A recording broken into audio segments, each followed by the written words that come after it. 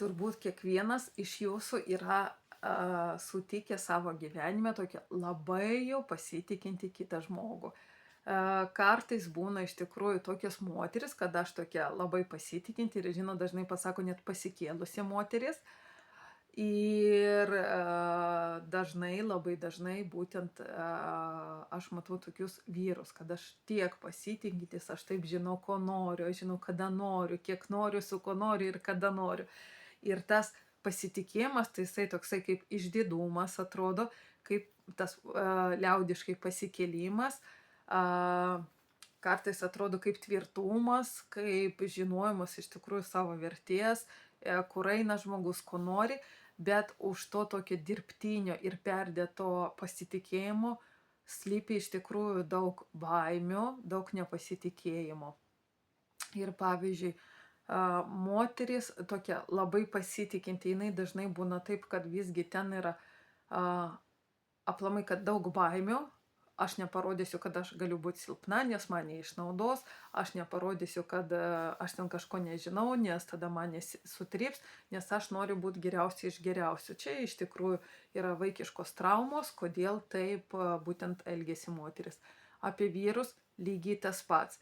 Vyras bijo pasirodyti būti silpnu, vyras bijo, kad tiesiog, kad jisai yra nesėkmingas, kad gyvenimas jo ten nieko vertas, arba kad jisai nieko nėra pasiekęs, nėra nieko sukūręs, ir jisai va su to pasitikėjimu parodo, kad aš esu tikrai vertas kažko.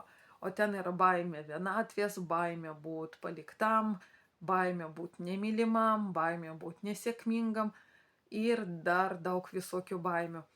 Ir pirmas dalykas, tie, kurie susiduria, tai augint savo psichologinę brandą, kad subrandint save iš tikrųjų, kad jūs po 1-2 pokalbių atpažinsit, kur yra tas perdėtas pasitikėjimas, ir tiesiog išmokt iš savo, net neišmokti, jūs tiesiog jau natūraliai mokėsit bendrauti tam, kad jį nuleisti į, kaip sako, iš dangaus ant žemės.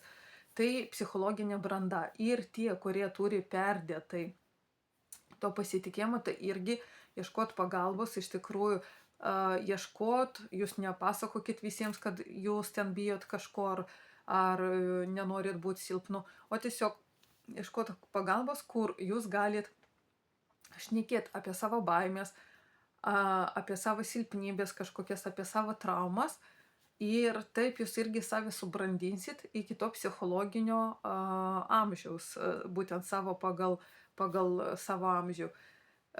Jūs sukursit tą psichologinį brandumą ir jūs nebijosit nei kažkokiu ten nesėkmių, nes nesėkmės tikrai yra kiekvienam gyvenime, ir turtingo, ir neturtingo žmogaus gyvenime. Konfliktai visokie irgi būna, čia tikrai yra žmogiška, nėra nei vienos poros, kur to nebūtų, arba nei vieno žmogaus, kurio gyvenime to nebūtų. Tai tikrai gyvenimas yra įvairus, ir laimingas, ir nelaimingas, ir spalvotas, ir vienspalvis, ir bespalvis. Tai yra normalu, tai yra gyvenimas, bet tiek mūsų būtent psichologinė branda, kaip aš su tokiom situacijom susidoroju.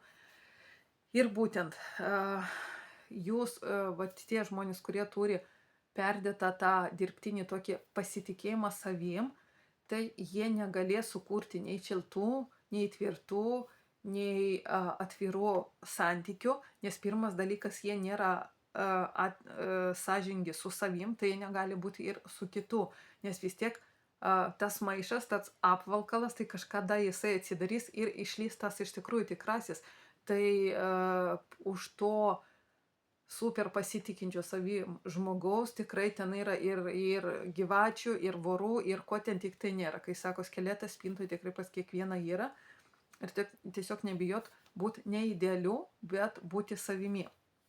Iškot pagalbos, šnekėt apie savo baimės, nes atrodo, kad aš nieko nebijau, o kai aš sakau nieko nebijau, tai reiškia, aš labai daug ko bijau, nes tiesiog kiekvienas žmogus bijo kažko, bijo karo, bijo būti nužudytas, bijo būti išduotas, bijo būti apvogtas, bijo avarijų, bijo, kad jį tiesiog apgaus, kad pavogs kažką. Iš tikrųjų, kiekvienas bijo, tik mažiau ar daugiau, ir tiesiog ar aš bijau ir iš to darau tragediją, ar aš tiesiog taip, aš nenorėčiau, kad taip atsitiktų, aš bijau, bet aš nedarau dėl to kažkokią ten tragediją savo gyvenime. Ir dar ką aš noriu pasakyti, kad iš tikrųjų žmonės, kurie žino savo vertę, kurie žino, ko nori gyvenime, turtingi žmonės, jie nebijo būti neidealiais. Jie, nei vienas žmogus neparodo to tokio super perdėto pasitikėjimo. Jisai neįrodinės kitam, kad aš labai pasitikiu savim, nes jam nusispjaut ant kitų nuomonės, jisai žino, ko jisai nori gyvenime ir jisai eina tiesiog tyliai, ramiai eina savo keliu, siekia to, ko jisai nori ir jisai tikrai nerėks, nerodys savo išdidumo, kad aš esu pasitikintis. Čia yra tiesiog, žinot, irgi čia užstrigimas brendimo būtent laikotarpį 12-16 metų, kai vaikas jau vienu žingsniu eina į suaugusį gyvenimą ir jisai bando parodyti, aš ateinu iš namų į sociumą ir ašgi kažko vertas, aš nežinau pasaulio, bet aš va čia bandau sukurti save. Ir būtent va čia ir kažkur kažkas yra nesklandumai kažkokie, iš kurių žmogus negali subręsti ir jisai užstringa tenai. Kažkur kažkas nepasisekė, kažkur kažkas sukomentavo, kažkokią repliką, kažkokį ten varnis buvo, kurio tiesiog nemokėjo kontroliuoti arba nemokėjo komunikuoti. Ir būtent iš to laikotarpio kažkur tėvai barė, ne? Iš to laikotarpio brendimo ir nesubręsta, lieka tie emociniai tokie mazgeliai, kurie neleidžia subręsti ir adekvačiai tada eiti į pasaulį.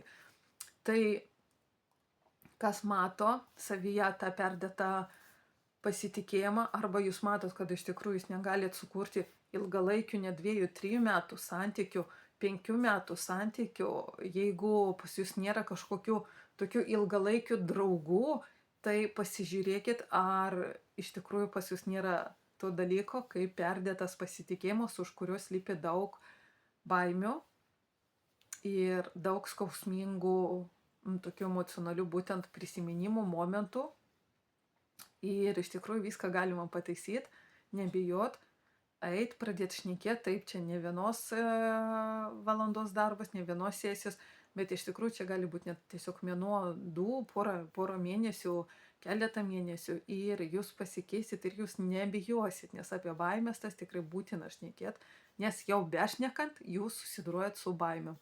Tai linkiu pasitikėti savim, bet adekvačiai pasitikėti ir neįrodinėti kitam, kad aš kažko esu vertas, o tiesiog žinot, kad aš esu vertas ir eiti savo gyvenimu.